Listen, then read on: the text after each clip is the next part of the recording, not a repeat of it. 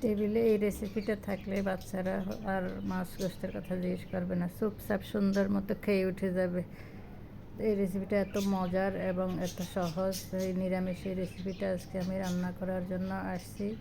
আর রান্না করার জন্য প্রথমে আমি নিয়ে নিলাম বড় সাইজের একটা পেঁপে, কাঁচা পেঁপে।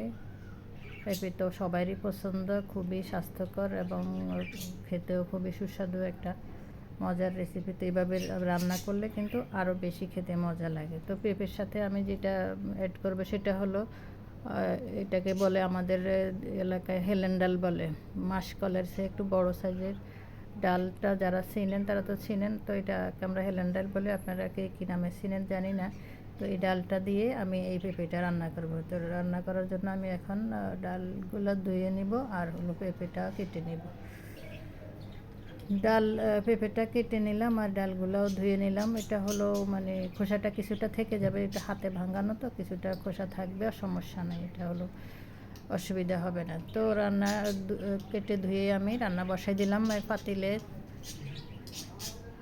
হলো তেল গরম, সরষের তেল দিয়ে পেঁয়াজ দিয়ে কিছুক্ষণ পেঁয়াজটাকে নেড়ে ছেড়ে আমি ভেজে নিব হালকা করে। আর হলো দিয়ে দিব রসুন বাটা, 1.5 টেবিল চামচ পরিমাণ রসুন বাটা দিয়ে দিব।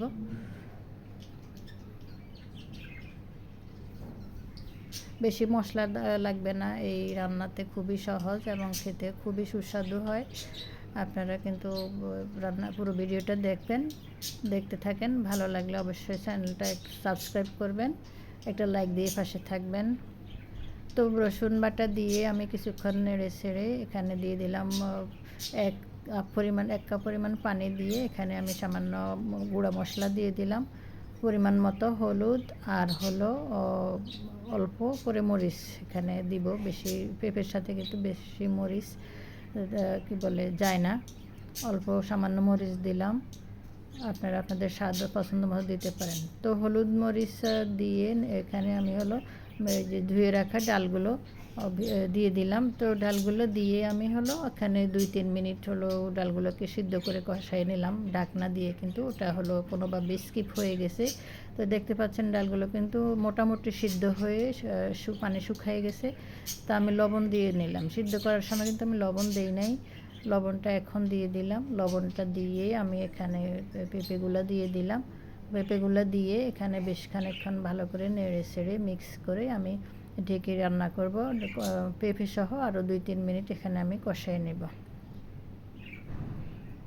2-3 মিনিট কষানোর পরে মোটামুটি দেখতে পাচ্ছেন তো পেঁপেটা কষানো হয়ে গেল, আর সামান্য পানি এখনও মাখা মাখা আছে।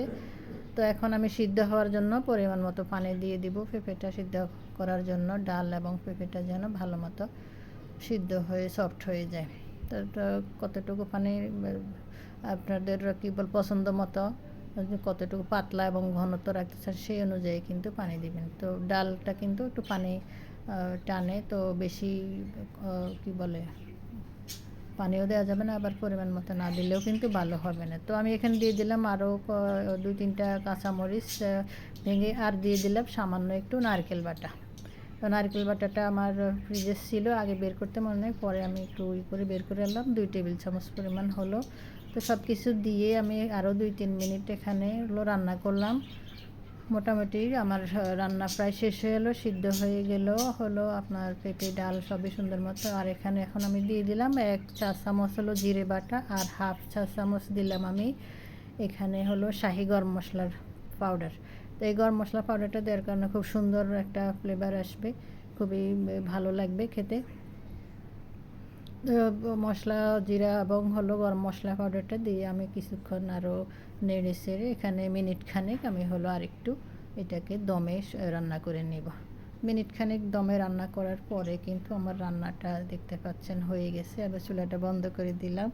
তো এই যে সুন্দর হয়ে গেল, খুবই সহজে আমার পেঁপের নিরামিষ রান্না। তো এটা খেতে যেমন সুস্বাদু, আমার রান্নাটাও কিন্তু খুবই সহজ।